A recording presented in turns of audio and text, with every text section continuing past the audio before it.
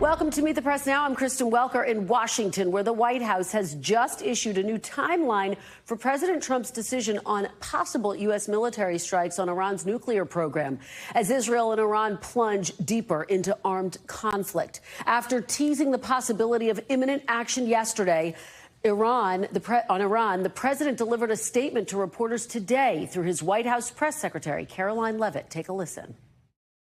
Based on the fact that there's a substantial chance of negotiations that may or may not take place with Iran in the near future, I will make my decision whether or not to go within the next 2 weeks. That's a quote directly from the president for all of you today. Leavitt also said correspondence between the U.S. and Iran has continued, even as she insists that the government believes Iran has never been closer to obtaining a nuclear weapon.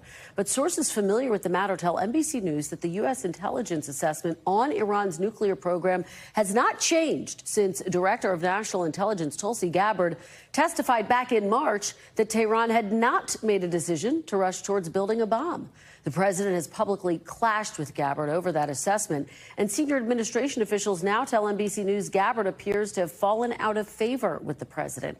Meanwhile, the fighting on the ground continues to escalate, with Israel targeting an Iranian nuclear reactor overnight and Iran striking near a hospital complex in southern Israel early this morning. NBC News has confirmed that hospital is within a mile of an Israeli military intelligence compound that was operational as recently as last month. Prime Minister Netanyahu spoke to reporters while surveying the hospital damage, calling the government in Iran a criminal regime, while praising the action the U.S. has already taken to defend Israel. President Trump will do what's best for America. I trust his judgment. He's a tremendous friend, a tremendous world leader, a tremendous friend of Israel and the Jewish people. And we will do what we have to do, and we are doing it. We are committed to destroying the nuclear threat, the threat of a nuclear annihilation against Israel. NBC News international correspondent Matt Bradley is in Tel Aviv and filed this report. You know, it looked as though we had a days-long reprieve from the Iranians here in Tel Aviv, but this morning shattered all of that. There was another direct impact on a hospital, this time in the southern part of the country, in the city of Beersheba. This injured about 24 people, perhaps more, but none of them were particularly serious. There were no additional deaths. There haven't been any deaths from Iranian bombardment in the past nearly 72 hours. So in many ways, this country has turned the corner. But the fact is that we're seeing impacts still from Iranian ballistic missiles. We heard from the IDF this morning. An official there said that they had put out about 2/3 of Iran's ballistic missile launchers.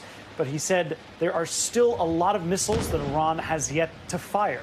So that is a very troubling situation as we reach 1 week into this tit-for-tat offensive. The Iranian attacks reprisals for the unprecedented attacks that Israel fired at Iran starting last Friday morning.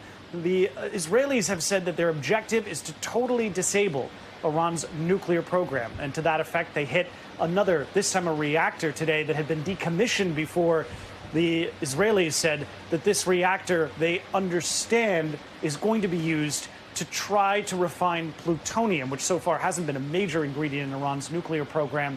Still, clearly, the Israelis trying to destroy this nuclear program, but the focus seems to be shifting a little bit towards that other goal that has remained somewhat mysterious, very prominent in the background, the idea of regime change. After that hospital was struck, we heard from Israel Katz, the defense minister, saying that the Ayatollah who leads Iran should no longer be allowed to exist.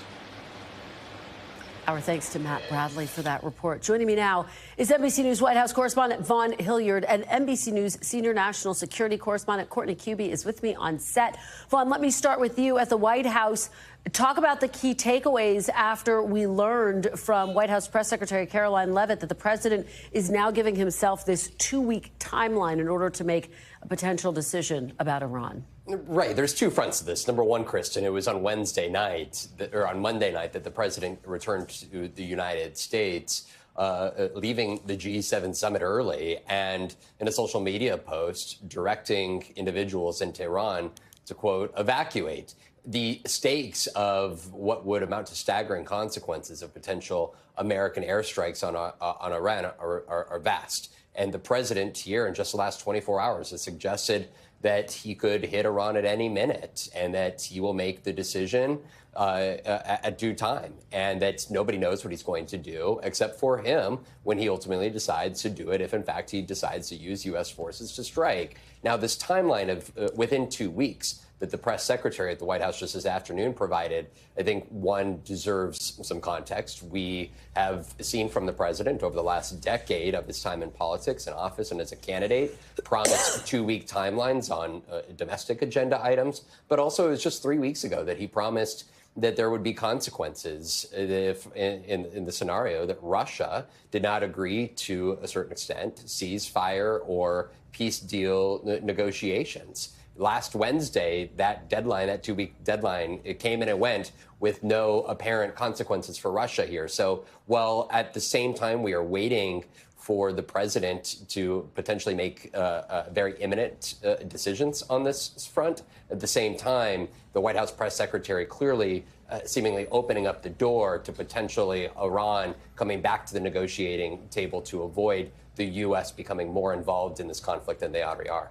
She certainly did. It was so notable today, Vaughn, that we saw Steve Bannon, of course, who served in the first Trump administration. He has remained one of President Trump's closest outside advisors, entering the White House. It's our understanding he was there having lunch with President Trump. It was a previously scheduled visit that had to be rescheduled, so it just so happened to fall on today. But significant because he's been one of the most outspoken people urging the president not to join in the Israeli offensive against Iran, arguing that it will ensnare the United States in a foreign conflict and that it goes against the America First foreign policy vision, right? Right. Steve Bannon and Tucker Carlson have both been at the forefront in vocalizing this anti-interventionist position.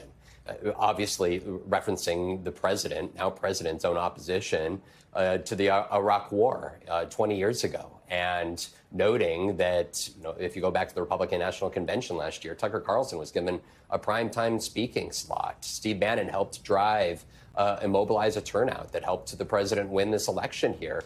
And largely, the argument is that there was a great many people that turned to the president because of a commitment to not engage the U.S. in further Middle East conflicts. And so when you look at, you know, the voices that were largely the outspoken ones over the past month, Steve Witkoff was one of those. He was seen at the White House today as well, but he has largely gone silent as several of his negotiations from Russia, Ukraine, Israel, Gaza, but also now on the Iran nuclear negotiations have seemingly stalled. And you see here the voices of people like Steve Bannon and Tucker Carlson trying to, before the president interferes or further accelerates potential conflict with Iran, who has already committed to trying to attempt to strike U.S. military installations in the scenario that the U.S. becomes more involved. We are seeing some of these close Trump allies begin to try to interfere or push him in a different direction than others within the White House may be urging him to do.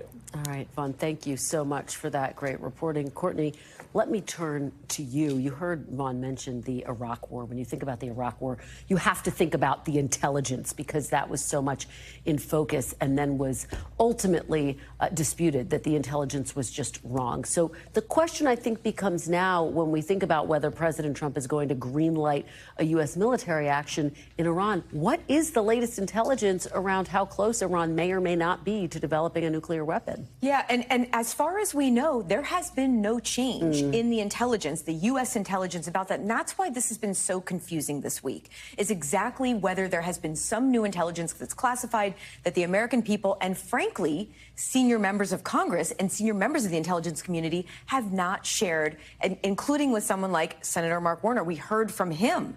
And when he was asked specifically about whether Iran has advanced their nuclear program, and that may be some justification for this action, here's what he had to say. Again, he's the ranking member on the Intelligence Committee.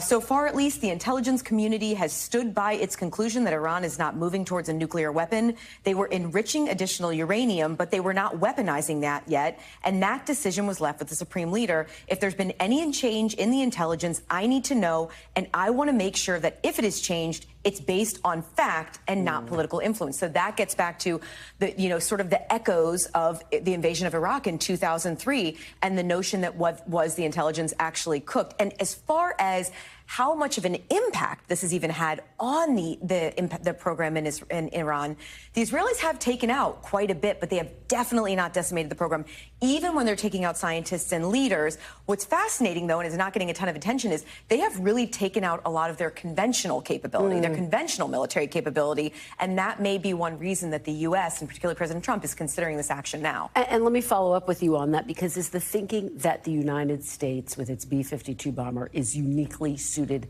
to finish the job? Yes, or at least have some sort of a very pivotal point in it, right? To take some sort of a strike that maybe is a turning point in this conflict. So the bombers, as you said, they are the only ones that we're aware of in the world that can carry these very heavy bombs. And, we've been talking about these 30,000-pound bombs. It's not just the weight.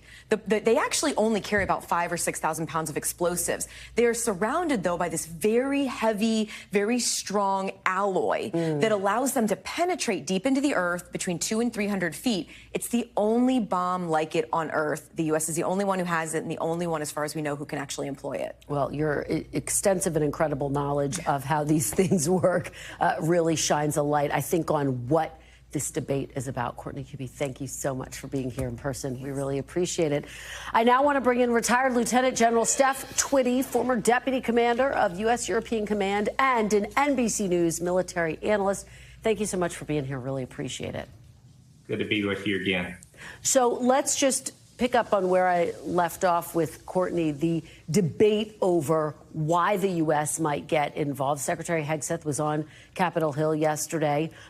He said that the Pentagon has presented the president with multiple military options. What do you anticipate those options might look like? Yeah, so first of all, let me just say that we should exhaust all diplomatic efforts before we introduce military instrument of power into this conflict. If we do so, what I anticipate is we'll focus only on Fordo, going after the deeply buried nuclear products that are about 300 feet underground. I cannot see us getting involved in any regime change or anything other than that. So I think it would be a quick strike using our B-2 bombers.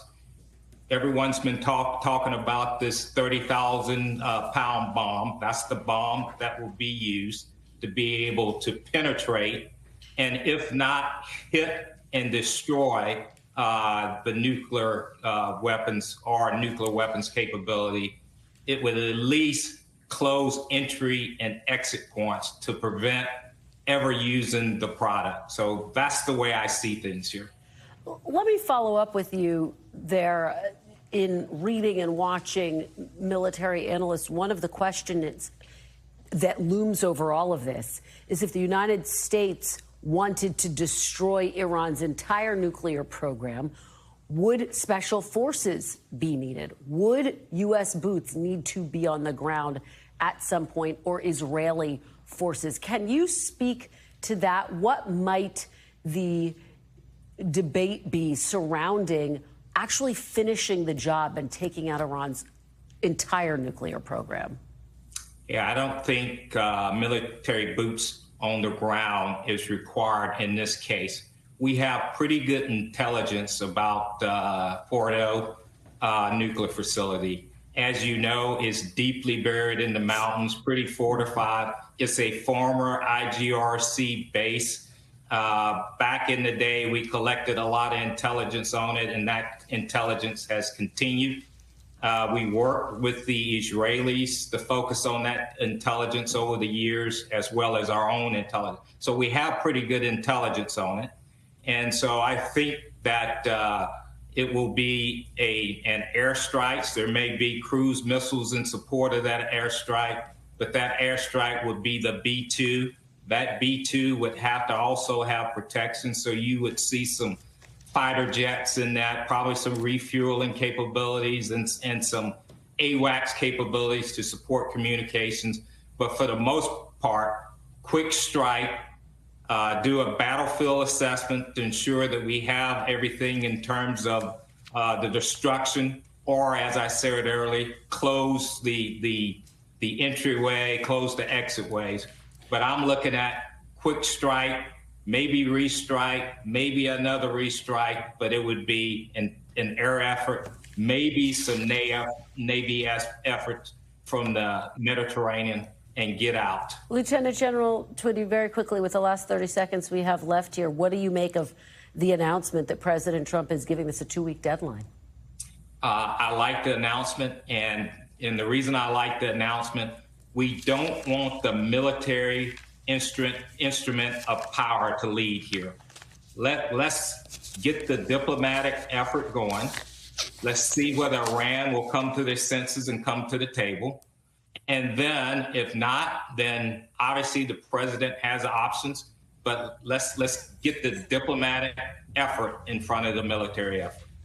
All right, Lieutenant General Steph Twitty, we always appreciate your perspective. Thank you so much for being here today. Really appreciate it. Thank you very much. We thank you for watching. And remember, stay updated on breaking news and top stories on the NBC News app or watch live on our YouTube channel.